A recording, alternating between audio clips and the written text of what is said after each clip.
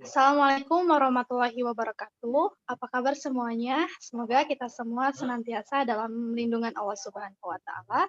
Alhamdulillahirabbil alamin. Pada kesempatan kali ini kami dari kelompok 14 yang beranggotakan Ilham Muhammad Entang dan saya sendiri Mega Sylvia. Di sini kami akan mempresentasikan mengenai implementasi ukut murokabah dalam akad ijaroh muntahiyah bitamlik atau IMBT. Adapun beberapa poin yang akan kami sampaikan. Yang pertama, pengertian ijaroh muntahiyah bitamlik, kemudian landasan yuridis ijaroh muntahiyah bitamlik, fatwa ijaroh muntahiyah bitamlik, perkara-perkara fikih terkait akad ijaroh muntahiyah bitamlik, skema IMBT dan analisis hukumnya, implementasi akad murokabah dalam IMBT, dan yang terakhir aplikasi IMBT di perbankan syariah. Baiklah, untuk mengefisiensikan waktu, langsung saja saya persilakan kepada Saudara Ilham Muhammad untuk menjelaskan beberapa poin yang akan disampaikan. Baik, terima kasih atas waktunya. Saya Ilham Muhammad izin untuk mempresentasikan mengenai pengertian IMBT. Akad ijarah muntahiyah bitamlik, selanjutnya bisa disingkat IMBT ini, esensinya terdiri dari dua suku kata, yakni al-ijarah dan at-tamlik. Dua suku kata yang masing-masing memiliki terminologi dan hukum yang berbeda dalam jurisprudensi Islam, di mana secara lex spesialis al-ijarah bermakna hak guna, manfaat atau sewa, dan at-tamlik bermakna hak milik atau ownership. Perkembangan IMBT model akad ini merupakan pengembangan akad dari bai al-taksid atau jual beli kredit dengan menjaga status hak milik untuk penjual hingga angsurannya selesai ditunaikan. Ijarah muntahiyah bitamlik merupakan akad yang muncul pada era modern dan salah satu bentuk pengembangan dari akad ijarah yang telah ada sejak awal perkembangan Islam. IMBT termasuk salah satu bentuk produk hybrid kontrak atau multi akad yang akrab disebut dengan murokabah atau akad murokabah. Dalam dekade terakhir ini banyak dikembangkan oleh lembaga-lembaga keuangan syariah baik nasional maupun internasional. Berikut ini beberapa definisi IMBT dari beragam sumber, yaitu yang saya kutip. Yang pertama, ijarah muntahiyah bitamlik merupakan kepemilikan atas hak guna, manfaat, objek tertentu dalam kurun waktu tertentu dengan disertai pembiayaan sewa atau ujroh tertentu yang terkadang lebih tinggi dari harga pasar atau umum. Pihak yang menyewakan memiliki hak kepemilikan atas objek sewa akan memberikan hak kepemilikannya tersebut kepada penyewa atas landasan janji di akhir masa penyewaan atau pertengahan jika penyewa mampu melunasi semua biaya sewa dengan tunai atau kredit melalui pembuatan akad baru yang terpisah, bisa dengan akad hibah atau akad jual beli dengan harga pembiayaan dengan harga tertentu. Yang selanjutnya yaitu pengertiannya perjanjian antara dua pihak yang mana salah satu pihak menyewakan objek sewa tertentu kepada pihak lainnya dengan imbalan berupa biaya sewa yang dibayarkan oleh pihak penyewa secara kredit dalam tenggang waktu tertentu, dan pada akhir pembayaran terjadi pemindahan kepemilikan kepada penyewa dengan pembentukan akad baru. Yang selanjutnya mengenai landasan yuridis IMBT. Yang pertama, dalil Al-Quran, Quran surat Al-Baqarah ayat 233 yang berbunyi, wa in aradtum an tastarbi'u auladakum fala junaha alaikum idza salamtum ma ataitum bil ma'ruf wattaqullaha wa'lamu annallaha bima ta'maluna basir. Yang artinya, dan jika kamu ingin anakmu disusukan oleh orang lain, maka tidak ada dosa bagimu apabila kamu memberikan pembayaran menurut yang patut. Bertakwalah kamu kepada Allah dan ketahuilah bahwa Allah Maha melihat apa yang kamu kerjakan. Yang selanjutnya yaitu ada Quran surat Al-Kahfi ayat 77 yang berbunyi, fangtalaqa hatta idza atayya ahlal qaryatin ama ahlaha fa'abau an yudaifuhuma fawajada fiha jidaron yuridu ayang qaddo fa'aqamahu qala lau syi'ta lana latu qadda alaihi ajro, yang artinya Musa berkata, jikalau kamu mau niscaya kamu mengambil upah untuk itu. Yang selanjutnya ada landasan yuridis IMBT al-hadis. Yang pertama, hadis yang diriwayatkan oleh sahabat Ibnu Mas'ud, yang artinya Ibnu Mas'ud telah berkata, siapa saja melakukan dua transaksi jual beli dalam satu akad jual beli, maka yang halal baginya adalah salah satunya atau dia sama dengan melakukan riba. Yang selanjutnya yaitu ada hadis yang diterima oleh sahabat Abdullah bin Umar, berkata kepada Nabi Shallallahu Alaihi Wasallam, bersabda, yang artinya berikanlah pekerja upahnya sebelum keringatnya mengering. Yang selanjutnya landasan yuridis IMBT hukum perdata di Indonesia. Yang pertama itu ada Undang-Undang Nomor 10 Tahun 1998 tentang perubahan atas Undang-Undang Nomor 7 Tahun 1992 tentang perbankan pada pasal 1 nomor 12 yang berisi tentang pembiayaan perbankan dengan prinsip syariah dan nomor 13 yang berisi tentang penjelasan prinsip syariah. Yang kedua, ada Undang-Undang Nomor 21 Tahun 2008 tentang perbankan syariah dalam pasal 1 angka 25 yang intinya menjelaskan bahwa pembiayaan adalah menyediakan dana atau tagihan yang dipersamakan dengan itu berupa transaksi sewa-menyewa dalam bentuk ijarah atau sewa beli dalam bentuk ijarah muntahiyah bitamlik. Yang selanjutnya ada PBI nomor 9 garis miring 19 garis miring PBI garis miring 2007 tentang pelaksanaan prinsip syariah dalam kegiatan penghimpunan dana dan penyaluran dana serta pelayanan jasa bank syariah sebagaimana yang diubah dalam PBI nomor 10 garis miring 16 garis miring PBI garis miring 2008, menyebutkan antara lain pemenuhan prinsip syariah sebagaimana yang dimaksud dilakukan melalui kegiatan penyaluran dana berupa pembiayaan dengan menggunakan akad antara lain yaitu musyarakah, mudharabah, murabahah, salam, istisna, dan ijarah, MBT, dan kod.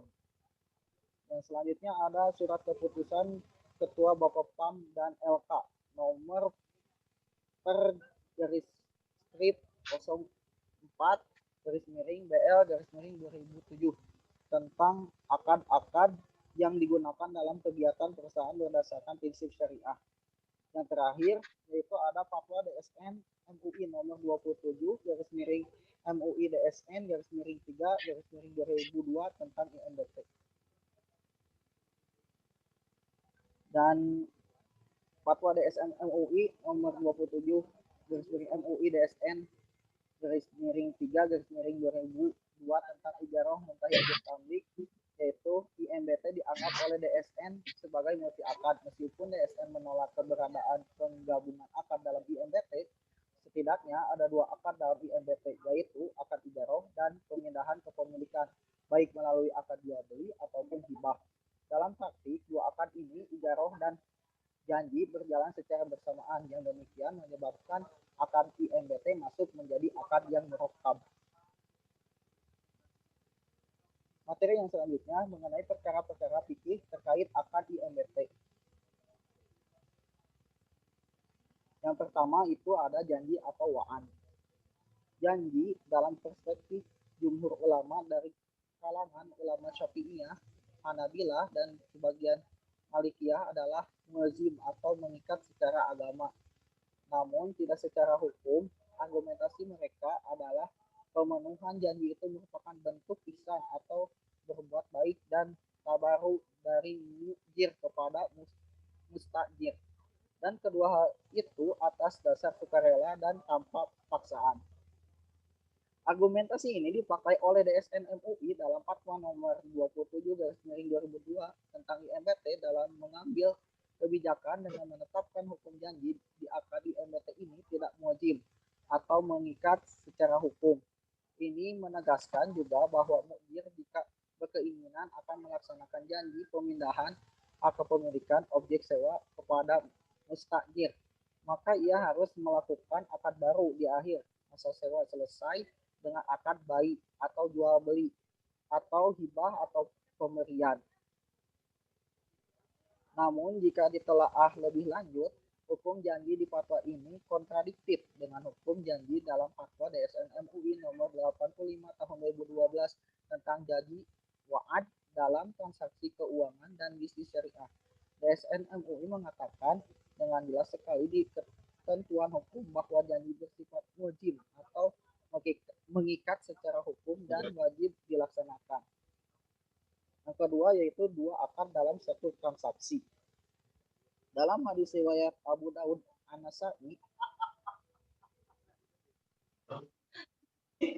At-Tirmidzi dari Abdullah bin Amr, Rasulullah SAW bersabda yang artinya tidak halal menggabungkan utang dengan jual beli, tidak pula dua syarat dalam jual beli, tidak pula keuntungan tanpa ada pengorbanan, dan tidak pula menjual barang yang tidak kamu miliki. Hadis riwayat Ahmad, Abu Daud, Tirmidzi, dan disahkan oleh Syuaib al-Arnaud. Hadis tentang pelarangan dua akad dalam satu transaksi riwayat Ahmad dari Ibnu Mas'ud, Rasulullah bersabda yang artinya Rasulullah melarang dua bentuk akad sekaligus dalam satu objek. Tidak ada relevan jika digunakan untuk delegitimasi akad IMBT, karena IMBT dalam mengambil karena IMBT pada dasarnya terstruktur dari dua akad berbeda yang sendiri terpisah oleh waktu yang dikaitkan dengan janji atas kepemilikan. Janji itu sendiri bukanlah sebuah akad, dan proses perpindahan kepemilikan atau objek ijarah dan mukjir ke mustajir menggunakan akad tersendiri yang terpisah dari akad ijarah, bisa dengan akad jual beli atau hibah. Dan selanjutnya ada jaminan dan pemeliharaan objek ijarah. Jaminan dan pemeliharaan objek sewa menjadi tanggung jawab penyewa sebagai pemilik barang tersebut dan bisa dilakukan sendiri oleh dirinya langsung atau menunjuk orang lain yang mewakilkan. Mungkin itu materi yang dapat sampaikan, dikembalikan ke moderator untuk menyampaikan materi tersebut. Baik, terima kasih kepada Saudara Ilham Muhammad yang telah menyampaikan materinya. Selanjutnya, saya sendiri, Mega Sylvia, akan menyampaikan beberapa poin yang akan dilanjutkan. Yang pertama ada skema IMBT dan analisis hukumnya. Nah, jenis akad ini memang memiliki berbagai format. Ada yang memperbolehkan karena akad IMBT ini sesuai dengan syariat, namun ada juga yang tidak memperbolehkan karena akad ini tidak sesuai dengan syariat. Maka operasionalnya pun dilarang. Dan beberapa di sini dijelaskan ada skema akad IMBT yang dikategorikan dalam dua status hukumnya. Yang pertama ada skema IMBT yang diperbolehkan, ini dibagi menjadi 4 skema. Skema pertama ini ada akad ijaroh yang mana mustajirnya itu bisa memanfaatkan objek sewa dengan feedback atau imbalan bagi mukjir berupa uang selama kurun waktu tertentu dengan disertai hibah atau pemberian objek sewa yang dikaitkan dengan pelunasan semua pembiayaan sewa. Nah, akad hibah ini dilaksanakan setelah akad ijaroh selesai. Kemudian skema yang kedua, di mana akad ijaroh ini mukjir memberikan opsi memilih bagi mustajir setelah melunasi semua pembiayaan sewa dalam kurun waktu yang telah disepakati. Dalam hal apa saja? Nah, di sini ada beberapa hal yang perlu diperhatikan ketika kita melaksanakan skema yang kedua ini. Yang pertama itu bisa dilakukan ketika kita akan membeli objek sewa dengan harga sesuai dengan kesepakatan di awal. Kemudian bisa juga digunakan untuk menghentikan akad ijaroh dan mengembalikan objek sewa ke mukjir. Dan yang terakhir ini bisa digunakan untuk memperpanjang tempo sewa. Yang selanjutnya, skema ketiga, di mana akad ijarah ini mustajir itu bisa memanfaatkan objek sewa dengan feedback atau imbalan bagi mujir berupa barang sewa selama kurun waktu tertentu dengan disertai janji untuk menjual objek sewa yang dengan syarat pelunasan semua pembiayaan itu harus sudah selesai di awal dengan harga jual di mana itu sudah disepakati bersama. Nah, akad jual ini juga sama, ijarahnya itu dilaksanakan setelah akadnya itu sudah selesai.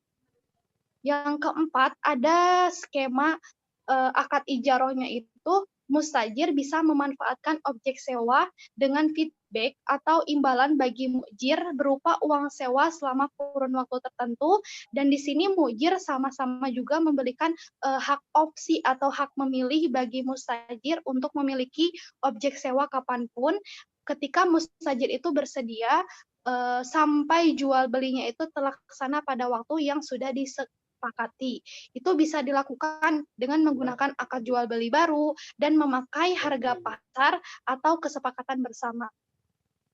Dan selanjutnya ada skema IMBT yang dilarang. Ini dibagi menjadi 2 skema.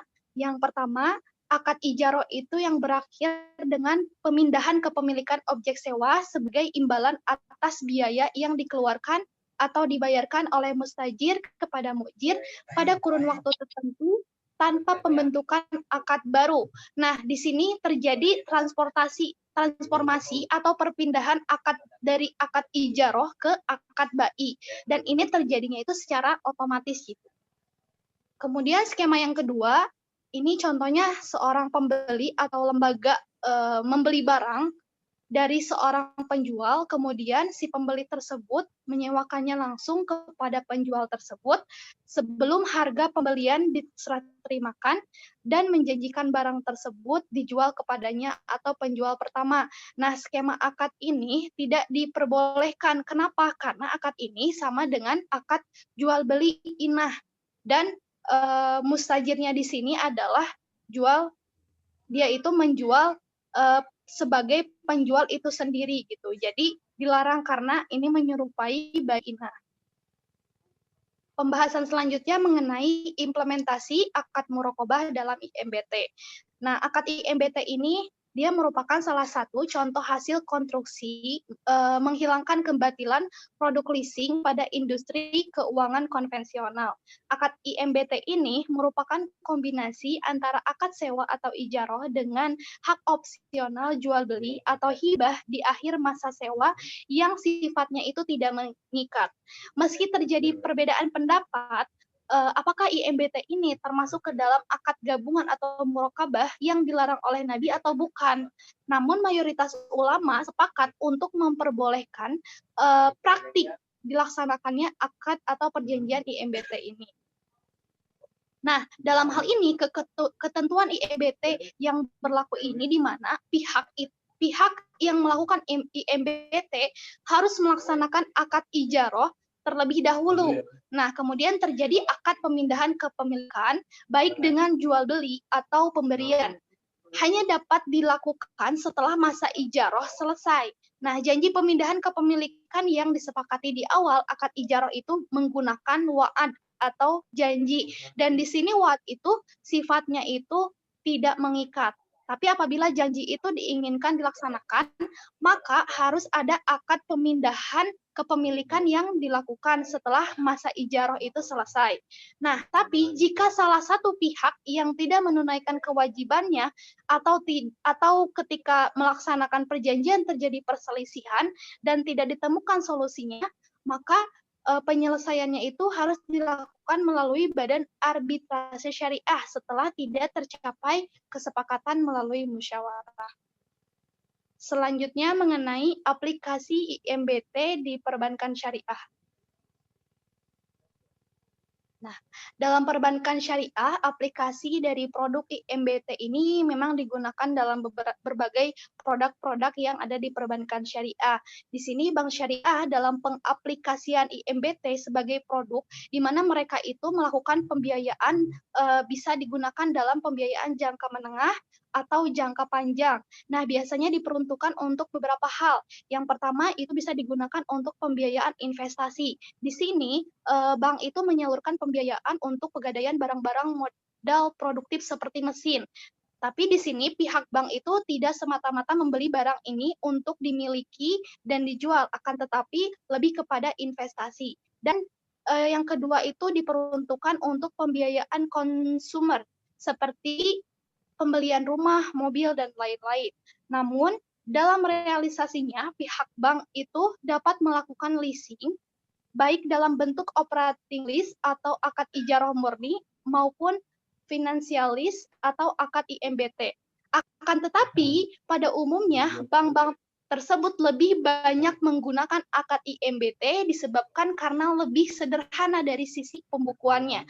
Selain itu, bank pun tidak direpotkan untuk mengurus pemeliharaan aset, baik pada aset leasing maupun sesudahnya. Hal ini disebabkan setelah masa akad ijarah selesai dan dilanjutkan pada proses pemindahan hak milik dengan akad bai atau hibah, maka alternatif pemindahan kepemilikan objek sewa itu sama yang tadi, seperti bisa dilakukan dengan akad bai atau akad hibah, dan itu ya yang bisa dijadikan alternatif ketika melakukan proses pemindahan kepemilikan. Nah, mungkin itu saja dari presentasi yang kami lakukan. Adapun kesimpulan dari hasil presentasi ini yaitu akad IMBT ini merupakan akad turunan atau perkembangan dari akad ijarah, namun memiliki karakteristik berbeda dengan akad ijarah pada umumnya.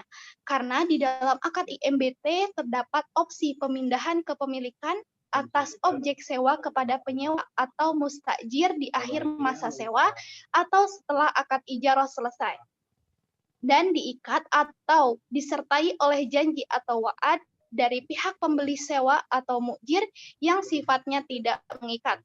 Maka akad pemindahan kepemilikan ini dilaksanakan dengan salah satu akad dari dua akad, yaitu dengan akad bai atau hibah. Alhamdulillah, mungkin itu saja presentasi yang dapat kami sampaikan. Kurang dan lebihnya mohon dimaafkan. Wassalamualaikum warahmatullahi wabarakatuh.